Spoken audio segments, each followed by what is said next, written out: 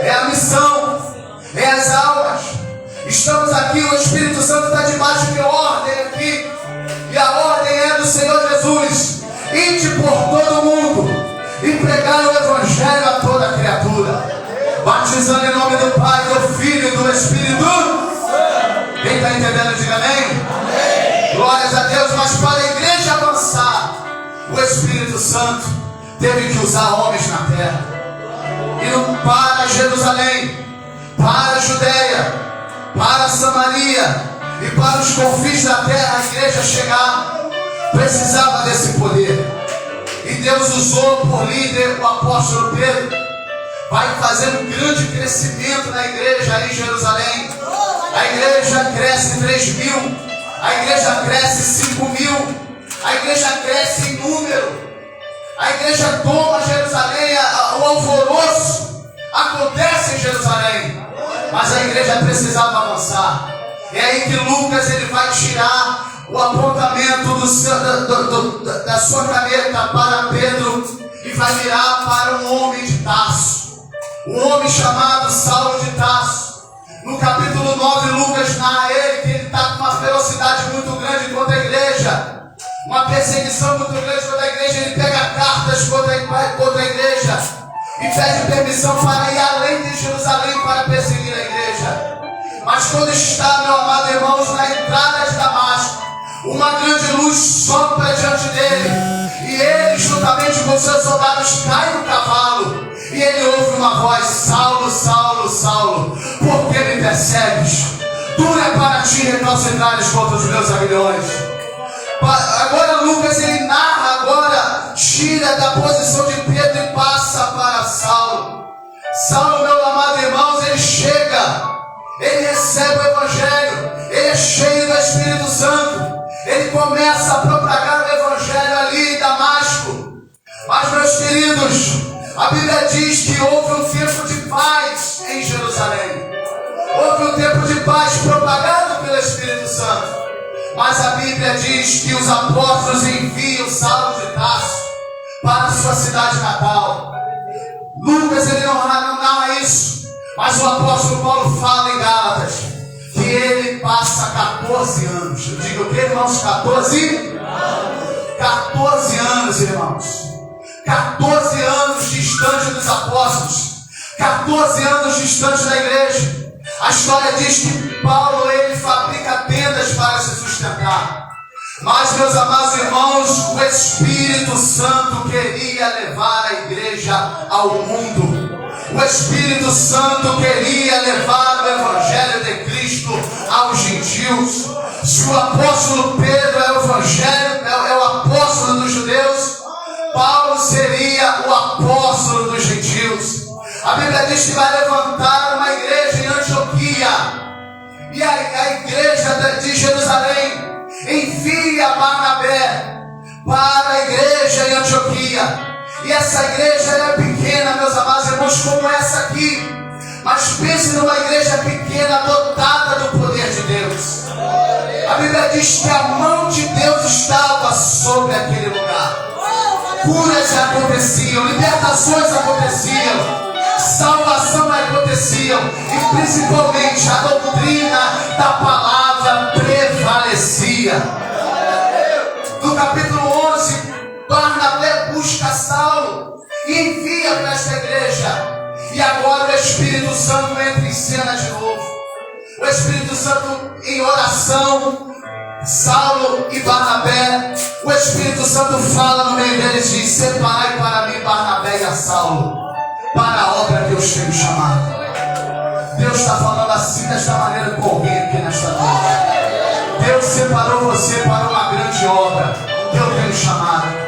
Não importa como você entrou aqui. Pastor, eu entrei aqui frio. Pastor, eu entrei aqui calculista, duvidoso, pensando na chamada.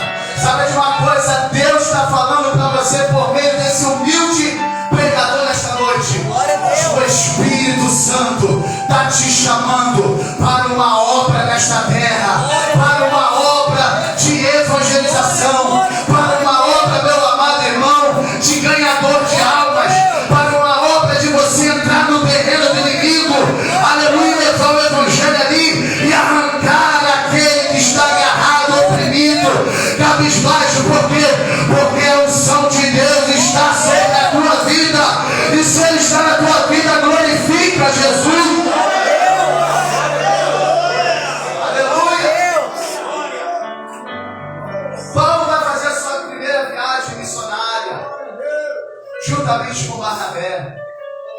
Mas vai ter momentos que muitos não vão caminhar juntos. E houve esse momento com Barnabé e Saulo, capítulo 16, capítulo 15. Barnabé e Saulo, eles se separam. Houve uma intriga. Houve uma rejeição. Você pensa que a igreja primitiva era totalmente perfeita? Não era. Houve intrigas. Houve dispersões. E Paulo, ele toma para si Silas. E começa a andar com o moço Silas. E na sua segunda viagem missionária, Paulo, ele se propõe evangelizar a Europa. Ele se propõe a ir em lugares. Mas quando Paulo ele está dormindo dentro de um barco, o Espírito Santo dá uma visão a ele. E ele vê um homem pedindo socorro. Ajuda-nos! Socorre-nos! Sabe o que é isso, meu amado irmão? É as almas perdidas pedindo socorro. Às vezes, meus amados irmãos, a gente está preocupado com tantas coisas nesta terra. Às vezes a gente está preocupado com tantas coisas que acontecem na nossa casa, que está acontecendo no nosso trabalho, que está acontecendo, meu amado irmão, na vida das pessoas. Mas, meus queridos, o Espírito Santo está gritando dentro de você: faça a minha obra. Socorre os perdidos. Se preocupa com as almas perdidas. Se preocupa com aquele que desistiu. Se preocupa com aquele que quer parar. Se preocupe com aquele, meu amado irmão, que está amarrado nos grilhões de Satanás. Meu amado irmão, o Espírito Santo está nos chamando a atenção agora para a missão. Está nos chamando agora a atenção agora, meu irmão, para a obra missionária. Porque, meu amado irmão, os pecadores, os perdidos, aqueles que por natureza pecaminosa estão sendo direcionados ao inferno, estão gritando com as suas almas: socorre-nos, socorre-nos. E o Espírito Santo está gritando aqui nesta noite: e agora? A quem enviarei? A quem há de ir por nós? Se tem alguém aqui disponível, meu amado irmão, se levante nesta noite. Meu irmão, chega de vaidade no nosso meio. Chega, meu irmão, de vaidade. Chega de aparência. Chega, meu amado irmão, em nome de Jesus. Aleluia, de altivez, de orgulho. Chega de soberba. Nesta noite o Espírito Santo quer usar um coração contrito e quebrantado. Tem aqui nesta noite alguém assim, meu amado irmão? Então se apresente a Ele. Aleluia, Deus. As almas estão gritando: socorre-nos.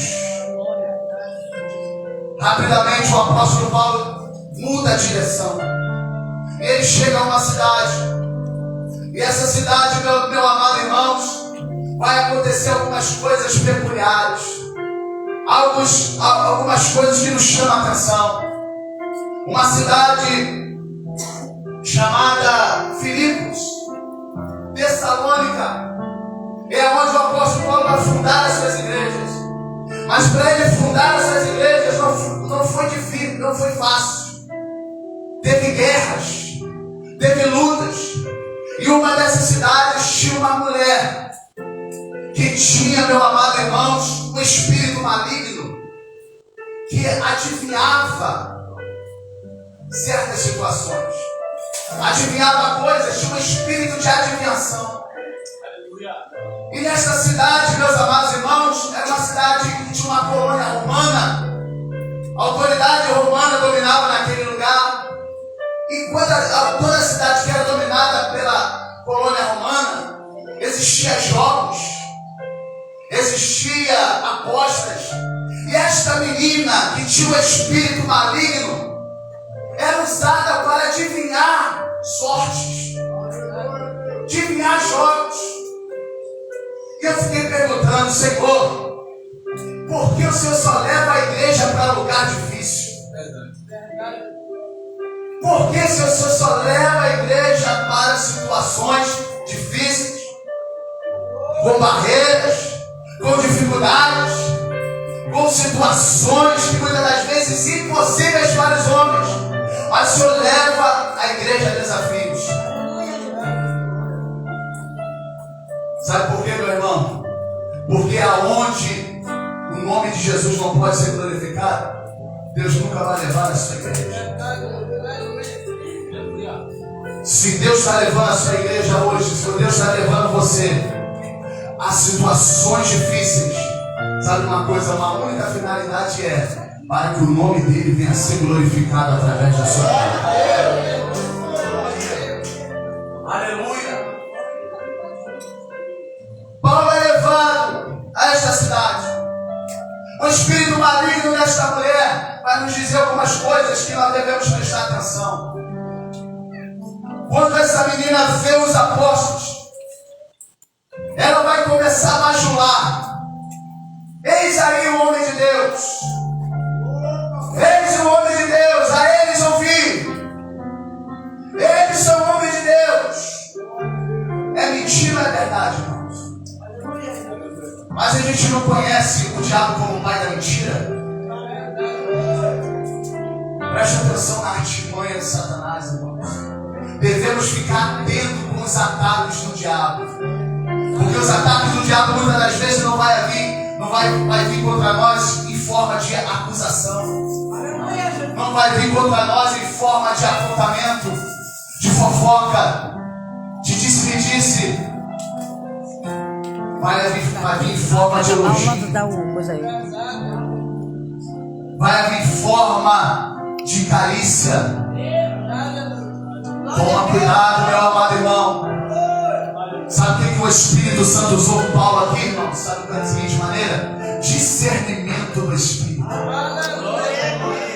Paulo olha para ela e disse, Paulo se contorceu. Paulo ele ficou conturbado no seu coração e disse: Espírito maligno, sai dela. A igreja ainda tem poder contra o diabo. A igreja ainda tem poder contra o diabo. Os seus pés ainda, aleluia, tem autoridade para pisar na cabeça do diabo. A Bíblia diz: eis aí que vos dou poder para pisar sobre serpentes e escorpiões, sobre todo o poder do inimigo, e nada, absolutamente nada vos causará dano algum. Aleluia! Glórias a Deus! Aquela mulher foi liberta. Aquela mulher foi livre daquele mal. Mas a segunda coisa que eu quero falar com você, meus amados irmãos, que muitas das vezes quando você fazer a obra de Deus, você não vai receber aplausos, você não vai receber elogios, você não vai receber abraços, ou uma batida nas costas para dizer assim, vai em frente, continua na fé. Você vai receber o que o apóstolo Paulo e Silas levaram. Foram amarrados, chicoteados e lançados dentro de um calabouço feito para bandidos, dos piores da época. Mas Deus está preservando e está olhando você. Se você tem disposição, mesmo com as costas machucadas, mesmo ferido, mesmo com os grilhões nas mãos, você tem coragem hoje de orar.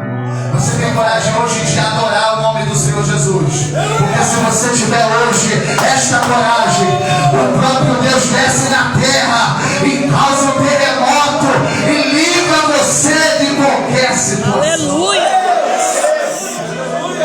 Amém. Esse é o poder da igreja. Esse é o poder da igreja, que quando a igreja não pode resolver, aquele que levantou a igreja desce para socorrer eu e você. Aleluia, você não está sozinho nesta batalha. Você não está sozinho nessa guerra. Continue adorando, continue glorificando, continue bendizendo, continue exaltando o nome do Senhor. Meus amados, ali existiu um homem. Existiu um homem que guardava aquela cela. Possivelmente escutou os louvores do apóstolo Paulo, de Silas. Possivelmente, ele escutou as orações. Possivelmente, meus amados irmãos, ele ouvia dia após dia Paulo e Silas cantando. E aquele homem se manteve ali.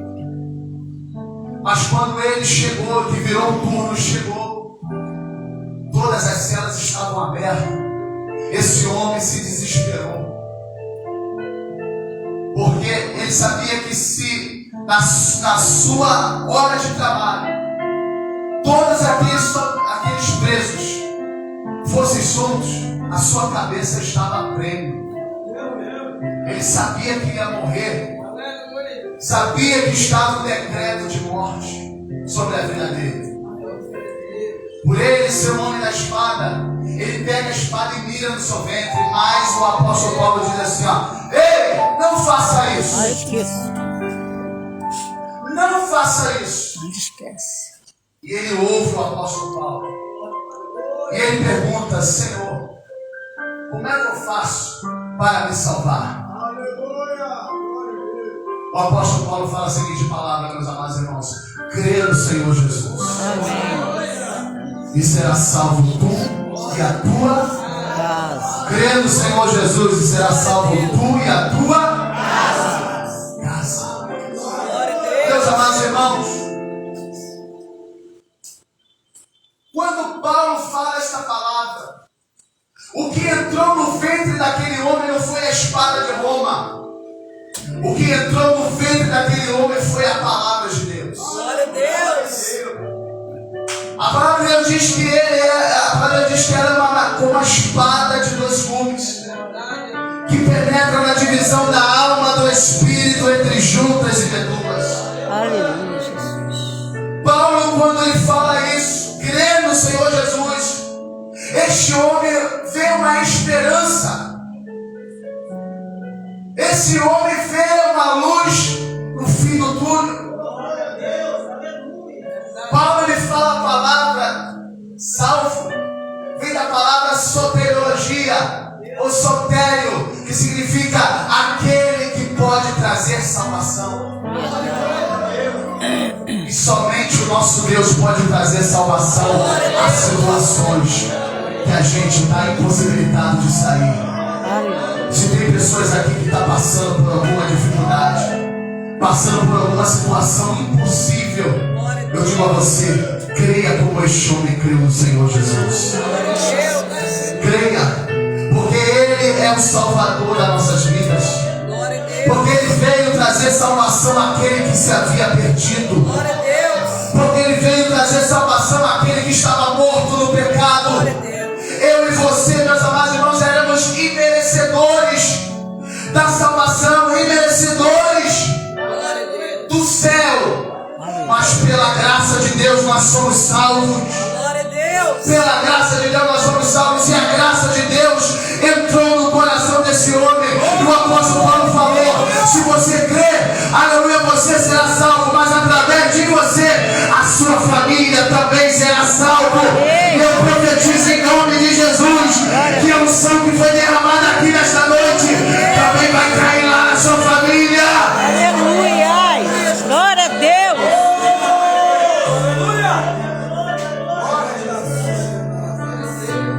Meus amados irmãos, Deus tem saída para o seu problema. Deus tem saída para a situação que você está vivenciando. Deus tem saída e remédio para essa enfermidade, seja ela qual for. Se é depressão, se é angústia, se é tristeza, se é abandono, eu digo a você, crê no Senhor Jesus hoje, porque Ele vai cuidar da sua alma.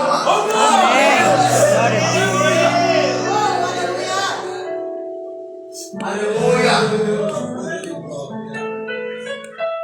Quando esse homem recebe essa palavra, meu amado, ele leva para dentro do seu lar. Ele fala para os seus. Eles lavam as feridas daqueles que estão machucados. Houve uma grande transformação naquela família.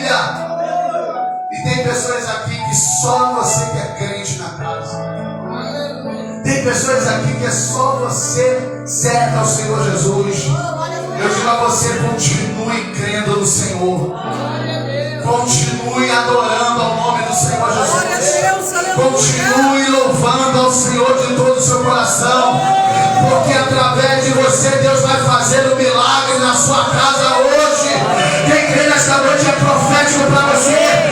Deus pode fazer um grande milagre, um reboliço na sua casa hoje.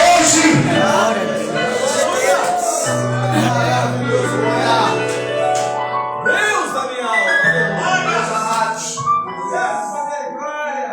estou tentando não gritar porque eu estou se recuperando de uma enfermidade. Mas eu digo a você, meus amados irmãos, o Evangelho de Cristo é algo extraordinário. E só pode viver o Evangelho de Cristo aquele que crê no sobrenatural. Amém. Aquele que vive pela razão, não tem como. Aquele que vive na dúvida, não tem como. Aquele que está desacreditado, falando, não acredita em mais nada, meu amado irmão, você está sepultando a sua vida. Verdade. Mas se tem alguém aqui hoje que fala assim, ó, aleluia, Deus pode mover céus e terra para a minha vida, eu digo a você, Deus pode abrir as comportas dos céus hoje. Aleluia. E sacudir a alma que está dentro aí do seu corpo. Aleluia. E você se tornar um homem, uma mulher de potência na palavra e cheio do Espírito Santo nesta noite. Aleluia. Nesse tempo, meu amado irmãos, aonde o diabo está usando a mídia, onde o diabo está usando tudo que for, até parte do Evangelho, Deus está contando com você para levar o verdadeiro Evangelho, o Evangelho de poder e transformação.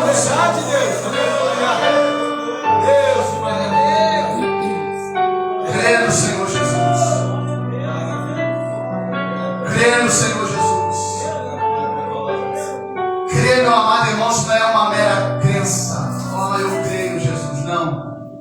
Paulo ele estava dizendo assim, ó, meu filho, dependendo de que for, de qualquer situação que você está vivendo, se você morrer nas mãos de Roma, ou se você viver, creia no Senhor Jesus.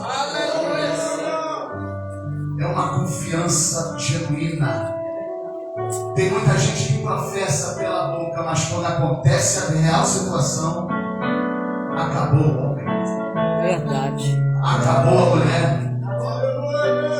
Acabou a fé. Não é essa o crer que Deus quer na sua vida.